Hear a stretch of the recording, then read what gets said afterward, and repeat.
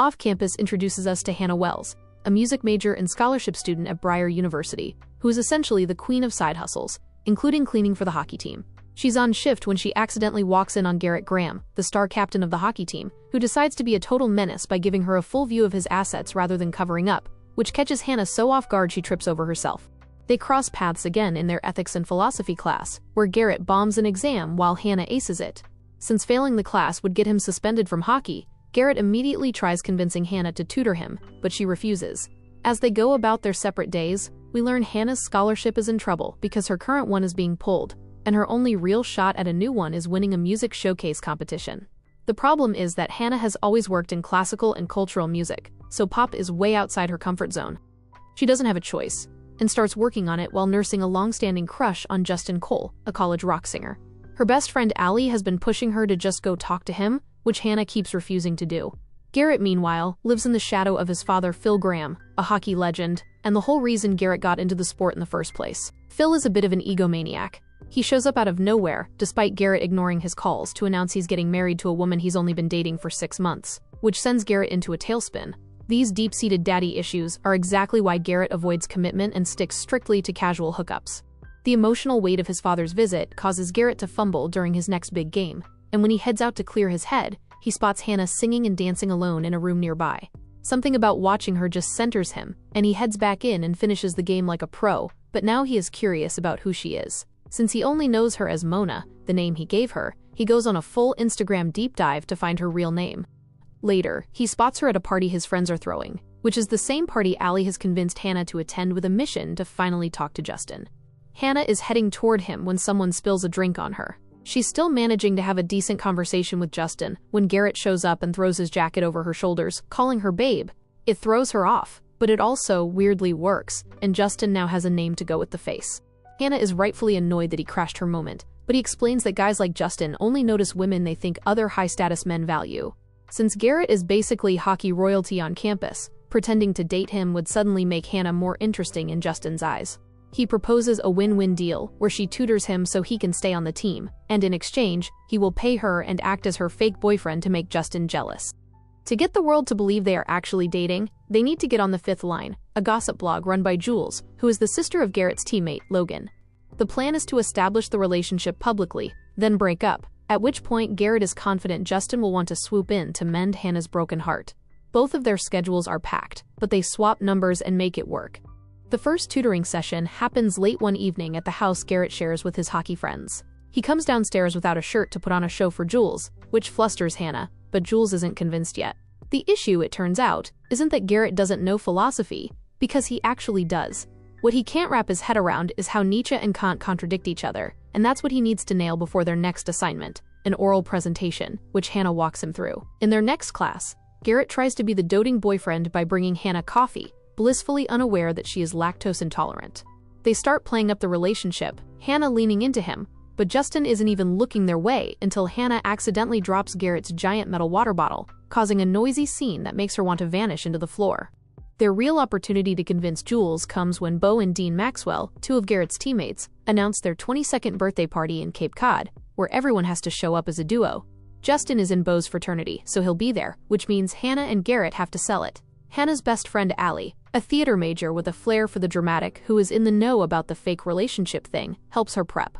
Garrett insists that if Hannah wants to catch a guy like Justin, she needs to start dressing for the male gaze, which basically translates to being undeniably hot. In the meantime, tutoring continues along with lessons in how to actually act like a couple. Garrett points out that every time he gets close to Hannah, she blushes, and she can't be doing that in public, but Hannah insists she doesn't. To prove a point, he steps close to her, and when she doesn't blush, he raises the stakes to kissing, which proves him right. Hannah, determined to show the blush meant nothing, immediately turns and kisses Garrett's teammate, Logan, who walked in on them before she walks out. That night, Garrett has a game, and Hannah shows up as the girlfriend she's supposed to be, even though she hates hockey. Afterward, there's the Cape Cod party, and Hannah arrives in a bunny costume looking like a snack. One thing becomes clear early on: Hannah doesn't drink at parties. When Garrett goes to find her something non-alcoholic, it's actually Logan who pieces it together. It's not that Hannah doesn't drink, it's that she doesn't drink from open cups. There's more underneath that is hinted at through mini flashbacks and the panic she has whenever certain types of guys get too close. Logan suggests Garrett bring her something in a sealed can, which he does. While Garrett is hunting for drinks, Jules corners Hannah, skeptical that Graham, the king of one-night stands, could actually be a nice guy in a relationship, but Hannah defends him, talking about how Garrett can be nice when he wants to be, and how he is hardworking and dedicated in a way that most people don't see, something she learned herself when she went to tutor him at practice and ended up talking to Coach Jensen. She'd asked the coach why he didn't just speak to Garrett's professor and smooth things over, and Coach Jensen told her that Garrett specifically asked him not to. He spent his whole life in his father's shadow and wants everything he has to be something he earned himself. This earns Jules's seal of approval, especially after a well-timed peck on the cheek from Hannah. The night ends with them heading upstairs to fake a hookup, while Justin watches. Once behind closed doors, Garrett collapses onto the bed, exhausted from the performance. Hannah expects him to take the floor like a gentleman, but he refuses, suggesting they both just sleep on the bed, which doesn't work for Hannah. They go back and forth until Hannah spots the bruises covering his body from practice and offers him the bed out of sympathy, but Garrett refuses to be pitied, and they both end up stubbornly sleeping on the floor, leaving the bed totally empty. As they scroll through the 5th line and see that their couple picture is finally up, they start to actually talk. Garrett opens up about the crushing pressure of being Phil Graham's son, the constant weighing, the protein shakes, and the whistle his dad would blow every time he made a mistake. He admits he doesn't even know who he is without hockey. Hannah, in turn, talks about her music, and Garrett reveals he actually loves the genuine, raw songs she posted on her Instagram. The conversation eventually circles back to the pop showcase and how she needs to win it to stay in school, but lyrics aren't coming easily to her, and Garrett suggests she try collaborating with Justin. By morning, the no sleeping on the bed rule has clearly failed, as they wake up tangled together. The plan seems to be working perfectly because, on the bus ride back, Justin finally asks to sit next to Hannah. She's thrilled, but Garrett finds himself feeling surprisingly annoyed by the very success he engineered. At the same time, another subplot starts brewing involving Hannah's best friend Allie, whose long-term relationship with Sean has become painfully stale. Her attempt to spice things up falls flat because Sean has the personality of a brick. At the party, she's dressed as J-Lo to his rigid Ben Affleck, and she eventually gives up and hits the dance floor alone. This catches the eye of Dean, the group's resident playboy, and the fact that Allie doesn't immediately fall for his usual charms only makes him more determined to win her over.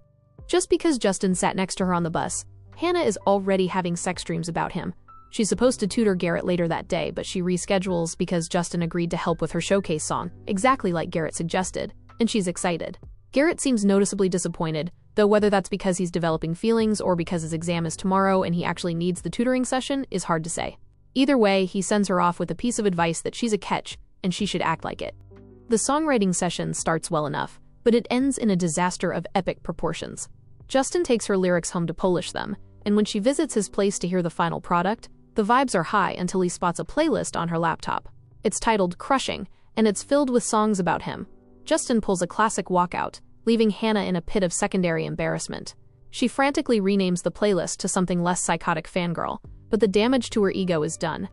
She heads to Garrett's to make up the tutoring session she moved, and walks in to find him in the middle of a girl's lap. Even though they are faking it, Hannah is low-key furious, but Garrett points out that their public relationship isn't exclusive, so hooking up with others shouldn't be a problem. Despite the awkwardness, she still helps Garrett prepare for his presentation by recording videos explaining concepts he struggles with. Then it's finally the day of his oral presentation, and Garrett is spiraling. He's solid on the other philosophers, but he's shaky on Kierkegaard, and unfortunately for him, that's what the spin lands on as his topic. He has to debate on whether ghosting someone would be considered moral or immoral, according to Kierkegaard's beliefs. Thankfully, Hannah had already coached him beforehand. She told him that if he got nervous, he should focus only on convincing her instead of the entire class. Garrett follows her advice and absolutely nails the presentation, arguing that Kierkegaard would consider ghosting immoral because it harms the other person and represents a failure of authentic selfhood. The moment class ends, Garrett sweeps Hannah into his arms in celebration, and things get emotionally messy for her fast. During one of her earlier dreams about Justin, his face literally transformed into Garrett halfway through. Now Garrett is holding her like this while Justin casually waves at her across campus, and Hannah suddenly realizes her feelings are getting dangerously confusing. To fix the fangirl narrative with Justin, Garrett instructs Hannah to play hard to get when Justin finally texts to check on her. They head to a karaoke party where the mission is to relax and have fun, and Hannah brings Allie, who is very upset. Allie had told her boyfriend Sean about landing a talent agent, and Sean responded by mapping out their boring but stable future in Vermont because her chances of making it in Hollywood are slim, which completely killed Allie's vibe. Hannah, being the top-tier friend she is, hypes her up the way Allie wanted Sean to. At the party, Hannah still refuses to drink from communal cups because of the trauma she's been carrying for years, but Garrett gently reassures her that he'll protect her and watch her drink the entire night. He asks if she trusts him, and Hannah realizes that she actually does. The hilarious mission of figuring out what kind of alcohol Hannah even likes begins, and after several failed attempts, they finally discover that piña coladas are her weakness. As she gets properly drunk and sings beautifully on stage, we realize that Logan apparently has feelings for her too. The two of them actually have history. He was the one who fixed her first car, a blue Subaru, back before it finally gave out on her. They connected over their shared habit of juggling multiple side hustles because, unlike Garrett, Logan isn't operating from the same financial cushion. There's also a sponsorship deal that a company has been pushing Garrett to do with his father, which Garrett wants nothing to do with, but drunk Hannah suggests he do campaigns with his friends instead, an idea Garrett surprisingly likes. The night ends with a very drunk Hannah trying to seduce Garrett, but he proves he's a true gentleman by tucking her into bed and keeping things platonic. However, the next morning, after receiving a text from Justin asking her to come over, she brings Garrett a coffee, looks him in the eye, and tells him she doesn't want to go to Justin's until Garrett helps her have an orgasm. The first thing Garrett asks is whether she's still drunk, but Hannah makes it clear she's completely sober. And for the first time, she opens up about the trauma she has been carrying since high school. She explains that she was assaulted years ago, and even though she has done a lot of healing emotionally, intimacy with another person still makes her shut down mentally. She can enjoy intimacy by herself, but when another person is involved, her body basically disconnects from the experience. Now that Justin Cole has invited her over, Hannah knows things might become physical, and she's terrified of freezing up. She decides she wants to start somewhere that feels emotionally safer and lower pressure. Garrett. It's a lot to take in, but Garrett agrees, and they set a time for 7 p.m. Garrett has been with plenty of girls, but this feels different, and he knows it. He doesn't want to get it wrong, so he goes to Dean, who has probably the most experience in the friend group, for advice. Dean surprisingly gives him genuinely thoughtful advice. He tells Garrett the biggest thing is making Hannah feel safe. According to him, once a woman feels emotionally safe and fully comfortable, the rest tends to fall into place naturally, and that advice completely changes Garrett's approach. When Hannah arrives later that evening wearing one of Ali Hayes' sexy outfits, Garrett immediately tells her she doesn't need to perform for him, and suggests she change into something comfortable instead. When Hannah begins undressing, Garrett literally turns around to give her privacy. Hannah laughs because technically he's still gonna see her eventually anyway, but Garrett explains that they agreed to sleep together, not watch her change into something comfortable. That tiny gesture becomes one of the first moments Hannah truly relaxes around another person physically. Instead of rushing into anything, Garrett asks her to put on a song, and she picks the most played one on his playlist. They dance a little, laugh a little, and then try. But Hannah still mentally disconnects from the situation because of her trauma response. Since the traditional way is failing, Garrett suggests focusing on individual satisfaction while maintaining eye contact, and it actually works for a moment. However, as they continue, Hannah begins to disconnect, because having him there in that intimate space triggers her past trauma. But Garrett manages to bring her back by gently telling her to look at him, which grounds her in the present and helps her feel safe enough to finally let go in the presence of someone else. Afterward, the mood becomes unexpectedly sweet and domestic. They sit around eating freezer food together and talking like two people who have accidentally become each other's comfort person. There's this strong feeling that both of them want to confess their feelings, but before anything can happen, messages start blowing up Garrett's phone, and Hannah abruptly decides to leave before things become too real emotionally. When she gets to her dorm, she finds Ali going through the breakup cycle from hell. After Sean failed to support her acting dreams, she dumped him, but he's so used to their toxic pattern that he's literally counting down the 36 hours until she begs for him back. Ali, currently in the angry stage, is preparing for a drunk Shakespeare performance, a chaotic show where forgotten lines equal mandatory shots for the audience. During practice, Garrett can't stop talking about Hannah, so much so that one of his friends eventually tells him he is into her. Garrett decides that tonight, at the drunk Shakespeare show, he's going to tell her how he feels. But Logan is not happy about this, and he's losing his focus on the ice. His sister Jules has to stage a brutal intervention, reminding him that unlike Garrett, he doesn't have the luxury of a safety net. If he doesn't go pro, he's headed straight back to a life of struggle, so he heads to the rink to bury his feelings in practice. The drunk Shakespeare event becomes a literal stage for everyone's messy lives. Garrett arrives ready to confess his feelings, only to find Justin and Hannah being all cozy. Because of a sudden illness in the cast, a group of volunteers is pulled on stage. Hannah, Justin, Garrett, and Kendall, a girl Garrett once callously dumped. The improvised plot is peak irony. Hannah's character loves Justin's character, but her father wants her to marry Garrett, while Kendall is trying to steal Garrett away. Kendall is kind of bitchy to Hannah on stage, though they already met at Garrett's first game, where Kendall and her friends were perfectly pleasant to Hannah. But now that Kendall knows Garrett likes her, she becomes openly hostile. When Kendall and Garrett finally get a private moment backstage, Garrett sincerely apologizes for how badly he handled their past relationship. Now that he knows what it feels like wanting somebody who may not want you back, he finally understands how much he hurt her. When a love potion plot point forces the guys to dance for Kendall's affection, Garrett puts on a show that makes Hannah realize she has fallen for him. The contrast between the two men becomes undeniable when Hannah talks to Justin about a song playing, which Justin claims he likes. She realizes he has the emotional depth of a teaspoon. He likes songs for how they sound, not how they feel. Even the song they wrote together feels hollow to her advisor. But for Garrett, it's different. Earlier, when Hannah asked him about the song she played during their intimate night together, Garrett explained that his mother used to play it constantly, and that the song makes him feel brave and understood. He attaches meaning and emotion to things in a way Justin simply doesn't. Thinking he's lost his chance, Garrett heads to the ice to take his loss in peace, after Hannah tells him their contract is officially over now that Justin wants to date her. He's ready to go back to his hockey-only life plan, but the quiet of the rink is interrupted by a voice over the speakers. It's Hannah, finally singing with the raw, gut-wrenching emotion she has been missing. He follows the sound to the announcer's booth, where they finally stop pretending and start their real ending. After finally admitting their feelings, Hannah and Garrett officially become a couple, and they spend the stretch leading up to Thanksgiving very happily occupied, making up for lost time. When the holiday rolls around, Hannah's mom calls to check in and sends her love to Garrett, but Hannah never goes home for Thanksgiving because of the trauma surrounding her assault. The perpetrator was the mayor's son and a fellow hockey player, and after his team testified in his favor, the entire town turned against her. She usually spends the holiday at Allie's family home, but this year Garrett asks her to join him at his father's place instead. Phil told Garrett he has changed and his fiancée Cindy wants to meet him. Garrett is skeptical but goes anyway, bringing Hannah along for support. Things seem fine at first until they hold hands for grace during dinner.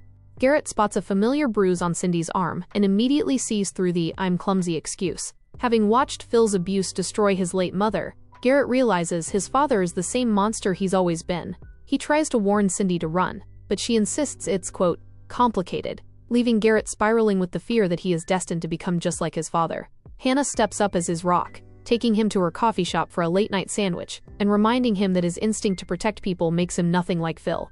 Back at the commune, Tuck, one of Garrett's friends, has decided to take Friendsgiving way too seriously this year because the last one they did was a disaster. Determined to recreate his mom's home-cooked feast from scratch, he turns the kitchen into a military zone, policing his teammates on everything from vegetable prep to seasoning. Jules even rounds up extra hands to help, but Tuck's perfectionism becomes his downfall. In a classic kitchen nightmare, he forgets to pat-dry the turkey before tossing it into the deep fryer, and the moisture causes a massive flare-up that transforms the meal into a brick of charcoal. After hours of policing and preparation, the group ends up taking the burnt bird out to the ice rink to use it as a puck, turning a cooking tragedy into a night of bonding and laughter. While the guys are playing turkey hockey, Logan and Jules have a much more bittersweet mission. Jules refuses to let their family tradition die and insists they visit their mother in rehab.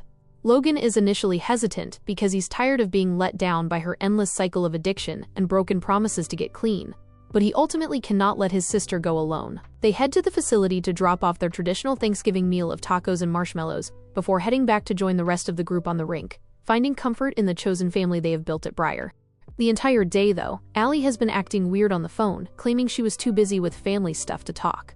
At first, I honestly thought she had gone back to Sean, but during the Thanksgiving group video call, we learned she's actually hooking up with Dean. And it all started on karaoke night when a drunk Allie was sleeping in the living room of Garrett's house after a bathroom rant about her boring boyfriend, Sean, which practically everyone at the party heard, including Dean. When Dean came home that night with a group of girls and accidentally fell on her, the mood was ruined for his dates, but a spark was lit for Allie. Dean, sensing she was ready to choose her dreams over her stagnant relationship, saved his number in her phone and told her to call him when she finally ended things with Sean. By the time drunk Shakespeare rolled around, Allie's resolve had crumbled, and she called Dean instead of Sean. But their one-time hookup quickly turned into a habit.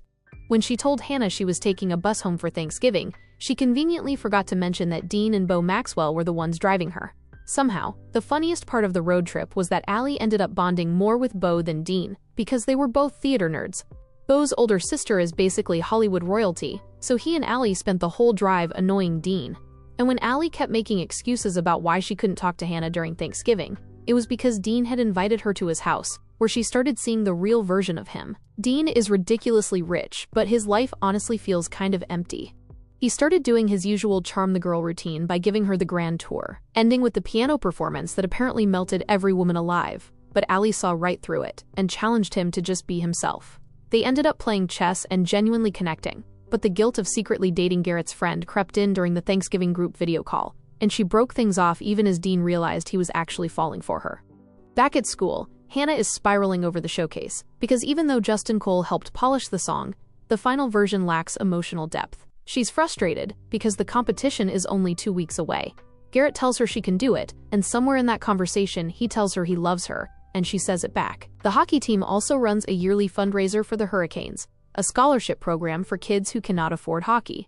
Logan actually came up through that same program and still goes back to train the younger players. Garrett is supposed to reach out to his father about a donation, which he does yearly, but after their Thanksgiving dinner, he is not in a place to do that. Hannah suggests holding the fundraiser at Malone's instead, the coffee shop she works, partly to help, and partly because she can tell Garrett isn't ready to talk to his friends about what's going on with Phil. The fundraiser ends up being a success, but with a little tension, because Logan still went behind Garrett's back to get Phil's donation. Justin and his band perform and take song requests from the crowd, which keeps the energy high, while Dean and Ali spend most of the night using the fundraiser as a vehicle for their drama by trading song requests. They end up in a photo booth where Ali breaks her "this is the last time" rule for the 100th time. But she crushes Dean's heart by insisting their connection is strictly physical.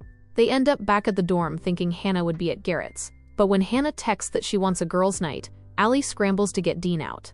He forgets his jacket, and as she heads to the door to return it, she opens it to find Sean standing there. He is devastated that 36 hours after their breakup, she has already moved on. While everyone else was partying, Garrett spent the night drilling the junior players on game strategy against their rivals, St. Anthony's, who are on a terrifying winning streak and threatening Briar's title. Hannah tells him they've got this, promising she'll be there cheering him on with some ridiculous cardboard sign. But that plan completely falls apart when she discovers that St. Anthony's new starting center is Aaron Delaney, the same guy who assaulted her in high school, and this information sends her straight into a panic attack. It doesn't help matters that Cindy and Garrett's father decide to attend the game, which completely throws Garrett off emotionally. Instead of trusting his teammates, he starts playing like he's a one-man army on the ice, and Aaron Delaney immediately takes advantage of that, constantly targeting and shutting him down whenever he gets close to scoring. Logan gets increasingly frustrated watching Garrett spiral, because the guy is acting like nobody else on the team exists. Things are already weird between them after Logan secretly reached out to Phil Graham for fundraising donations behind Garrett's back, so when Logan tries telling him to get his head back in the game, Garrett completely blows up at him. Garrett keeps trying to call and text Hannah because she's basically the only thing that calms him down, but Hannah is spiraling herself after learning Delaney now plays for the St. Anthony's hockey team. She tries following her therapist's old advice about writing through her emotions, but nothing comes out. Eventually, she follows the sound of music to her advisor, who is playing a piece he once wrote for his son. Before he even explains the meaning behind it, Hannah can already feel the emotion in the song, and that is when she finally understands what he meant when he said Justin's version of her showcase song lacked depth. Hannah admits that being vulnerable terrifies her, because every time she has ever opened herself up emotionally, life has punished her for it, but he gently tells her that vulnerability itself isn't the problem. The important thing is focusing on the people who truly matter, the ones who smile when they see her and stay in her corner. This realization sends Hannah running to the rink, where she finds Garrett in a timeout. The second he sees her, relief washes over him, because he genuinely thought something terrible had happened. Hannah reassures him that she is okay, and simply tells him not to let his father win. That alone is enough to recenter him, and Garrett goes back onto the ice and immediately starts dominating the game again, right until Delaney decides to run his mouth. After spotting Hannah kissing Garrett earlier, Delaney sneers that he is not just going to beat Garrett in hockey, but he is going to do it because of lying slut Hannah, and Garrett completely snaps. Honestly, it would have been smarter if he had just destroyed Delaney within the game and blamed it on aggressive hockey, but Garrett fully abandons logic. He drops everything and attacks Delaney outright, beating him so badly players have to physically drag him away before he seriously injures the guy. The fallout is devastating. Garrett is suspended for 4 games, but his father's twisted pride, celebrating the return of the old violent hockey vibe, makes Garrett feel physically sick. Terrified that he is morphing into his abusive father, Garrett breaks up with Hannah, believing he will eventually become a monster in her eyes. Hannah spends the rest of the day dismantling herself. Ever since the assault, she has blamed herself for every terrible thing that happened afterward, like her parents losing their jobs, the town turning against them, the financial strain from lawyers and therapy, and now Garrett potentially losing his hockey future too. She calls her mom in tears, convinced she ruins everyone she loves, but her mother immediately shuts that down, reminding Hannah that she didn't do anything wrong. She was a teenage girl who got roofied and assaulted, so the blame belongs entirely to the person who hurt her, not to her. Her parents also reassure her that they will figure out the scholarship situation together, because she is still their daughter before anything else. While Hannah's relationship is falling apart, Allie is spiraling over her ex Sean's parting words that she is incapable of being single. So when Beau asks her to help his older sister Joanna Maxwell tape an audition, Allie spills everything about Dean, and Joanna quickly points out that whatever Allie calls it, months of exclusivity, emotional attachment, and constant hookups basically is a relationship. Determined to break the cycle, Joanna takes Allie to a bar where Allie flirts with a stranger using a fake ID. Joanna suggests Allie sleep with him to prove she can be carefree and unattached, but even when Allie tries, she can't fully go through with it. The stranger eventually suggests they just kiss instead, mostly because Joanna is watching the entire thing like it is an experiment she desperately needs to pass. Afterward, convinced she now needs to commit to being casual, Allie tells Dean they should start sleeping with other people if they are going to continue whatever this is. Dean agrees outwardly, but internally the guy is already down horrendous for her. Garrett's problems only get worse when the NCAA uncovers an old social media video of Garrett playing a training match with a professional team while he was still technically an amateur. Because it counts as a professional practice, Garrett is declared an ineligible player from the moment he stepped foot at Briar, so every single game the team played with him gets wiped from the record books, and their entire season basically resets to zero overnight. Worse, most of their players are injured, and without Garrett, they desperately need new players. Logan suggests a talented kid from tryouts named Hunter Davenport, but Dean fiercely objects for a mysterious reason nobody fully understands yet. Around the same time, Allie finally follows through on her homework of hooking up with someone else after randomly running into the same guy from the bar again. When she later tells Dean about it, she expects him to shrug it off, since that was literally his agreement too. But the problem is, Dean hasn't been able to go through with sleeping with anybody else because he is completely fixated on Allie now. Dean is still trying to process this when the bar guy walks right into Malone's coffee shop. It turns out his name is Hunter Davenport, the very recruit Dean hates, and Dean immediately levels him with a punch. Whatever history exists between them, it involves Dean's sister Summer. In the aftermath of the breakup, Hannah is trying to work through her heartbreak while dealing with weird vibes from customers at Malone's. Sean drops by for fries and reveals that the Fifth Line gossip blog posted an alert stating Hannah is strictly off-limits. Hannah confronts Garrett in the locker room, but he admits he didn't order the post, explaining that his protective teammates did it because they knew he'd lose his mind if anyone else breathed near her. Even while broken up, the two of them keep silently orbiting each other online. Garrett ends up liking an old Instagram video of Hannah performing a deeply personal song she wrote in high school, and the gesture means a lot to her. Not long after, Hannah finally tells Allie the truth, which is that the friend she claimed got assaulted years ago was actually her. But Allie calmly reveals she already knew and was simply waiting until Hannah was ready to say it herself. Hannah worries that being that girl changes how people see her, but Allie tells her every version of Hannah is still Hannah. The assault is part of her story, but it does not erase the funny, talented, stubborn girl she loves as a best friend. That support gives Hannah the courage to fully commit to the music showcase and finally write something real.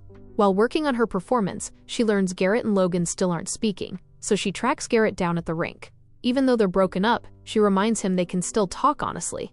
Garrett confesses that his coach asked whether he truly loves hockey or whether he's only been playing for the wrong reasons all his life, and Hannah points out that he has a perfect excuse to quit during his suspension, yet here he is, still training on the ice. He doesn't play for his dad, he plays for his squad. Garrett checks the footage of the Delaney fight on the Fifth Line and realizes that when he totally blacked out in a fury, it was Logan who dragged him off and saved him from doing something life-altering. Garrett finally goes to Logan and opens up about the horrific abuse he suffered from his father, explaining how easy it was to hide the bruises under hockey gear. Logan consoles his best friend, the rift is healed, and the boys are back in sync. After Briar wins their next massive game, Hannah calls Allie to announce she is officially taking the stage at the showcase. Allie immediately calls Dean, orchestrating a plan to get Garrett to the auditorium. When Garrett hesitates, fearing he should let Hannah move on, Logan steps in as the ultimate wingman, reminding him that he is nothing like his father and that they belong together. The squad rushes to the showcase just in time to watch Hannah deliver a breathtaking, emotionally raw performance that leaves the crowd stunned. Afterward, Garrett finds her, delivers a heartfelt apology for pushing her away, and begs for a real chance. They share a beautiful, curse-breaking kiss to solidify their relationship. Though Hannah doesn't take home the first-place trophy for the showcase, her immense talent catches the eye of the judges, earning her a prestigious paid internship that will help secure her financial future at Briar. Season 1 wraps up with the Ice King and the Music Major finally on the same page, leaving the locker room doors wide open for Allie and Dean's drama to take center stage in Season 2.